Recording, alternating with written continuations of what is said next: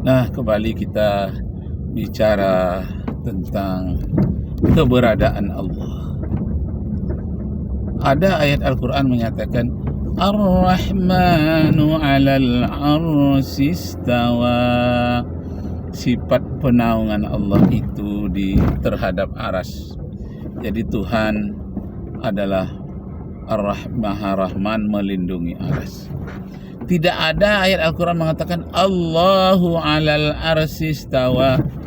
Allah, sifat zat Allah itu yang berada di atas aras. Tidak. Allah itu nama sifat, nama zat.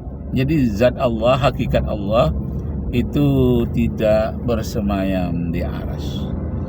Lalu di mana bersemayamnya? Dia tak memerlukan tempat. Di dalam kitab Bible dikatakan bahwa bumi dan langit dan ruang angkasa tidak ada yang mampu memuat zat Allah, hakikat Allah. Tidak mampu.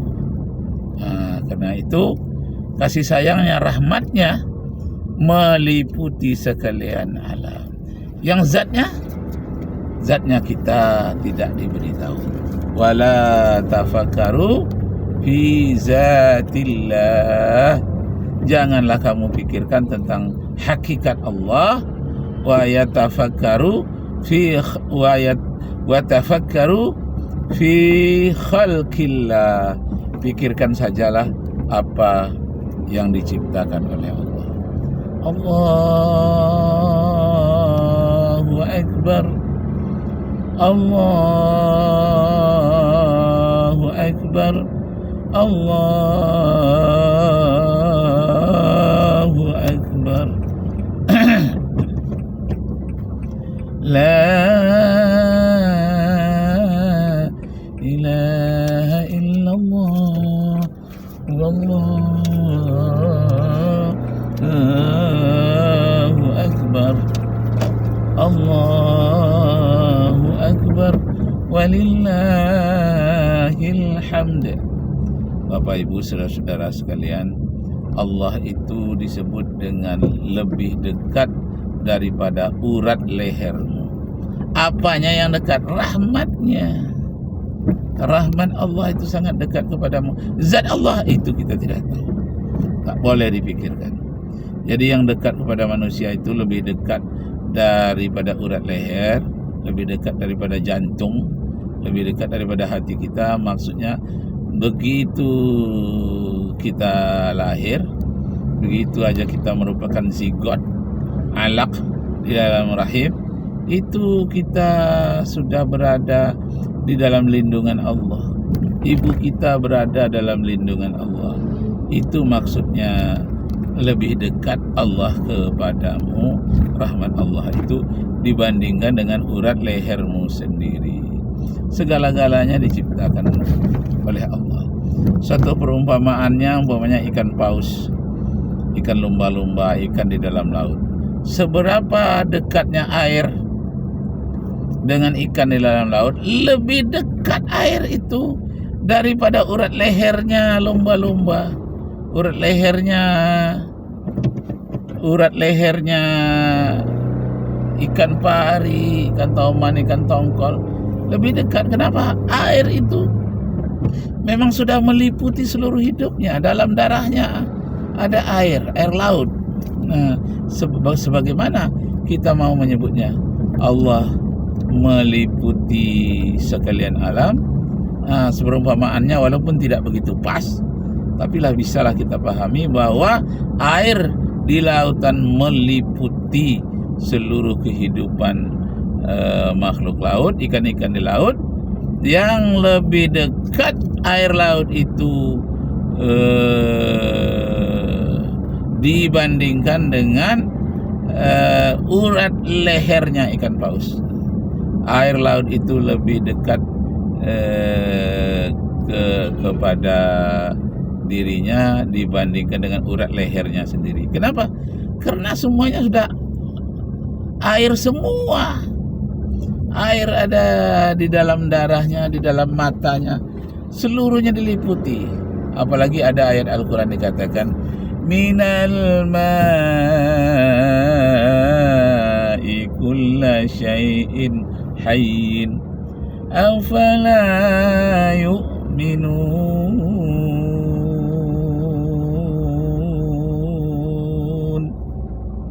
Dari airlah, media airlah diciptakan segala sesuatu makhluk hidup. Tidakkah manusia mau beriman? Nah, begitu juga manusia ini dengan udara. Seberapa dekatnya udara dengan tubuh kita? Lebih dekat dibandingkan dengan urat leher kita. Di mana-mana kita memerlukan udara.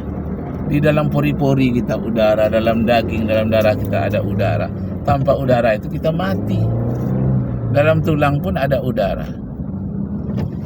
Jadi udara itu lebih dekat daripada urat leher kita.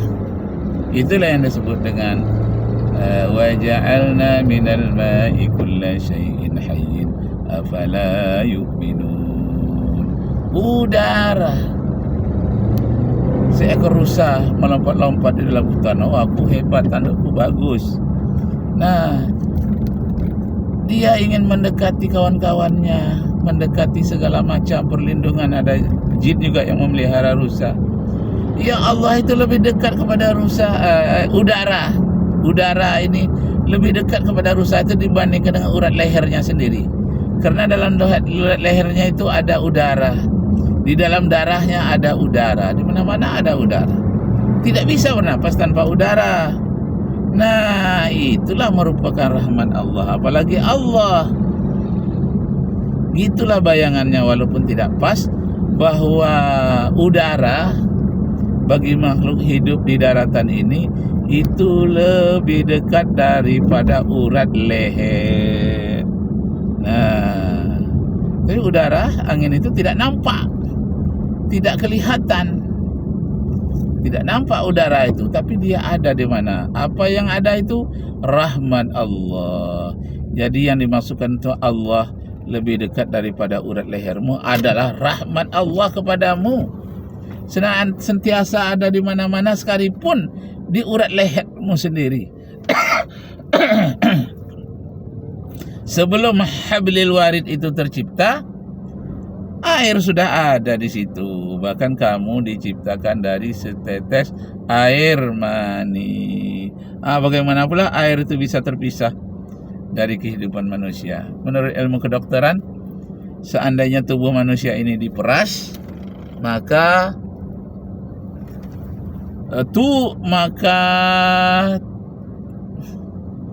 seandainya diperas, tubuh manusia ini adalah 75% adalah merupakan air. Yang lain-lainnya ada tanah, ada udara. Yang air itu 75%. Masya Allah, 3/4 dari kehidupan manusia ini air. Mana-mana. Jadi air itu lebih dekat pada manusia. Udara itu lebih dekat kepada manusia dibandingkan dengan urat lehernya sendiri. Kenapa? Dari air, dari udara, dari situlah manusia itu tercipta. Maka air itu lebih dekat daripada urat leher manusia itu sendiri. Nah, diumpamakan kepada Allah, rahmat Allah. Air itu rahmat Allah, udara itu rahmat Allah. Rahmat Allah itu lebih dekat kepadamu dibandingkan dengan urat lehermu sendiri. Artinya apa? Sebelum kamu lahir pun rahmat Allah itu sudah ada menanti kamu. Setelah kamu mati, seluruh rahmat Allah itu kembali kepada Allah. Kamu mendapatkan rahmat yang lain, rahmat nikmat dari iman dan Islam.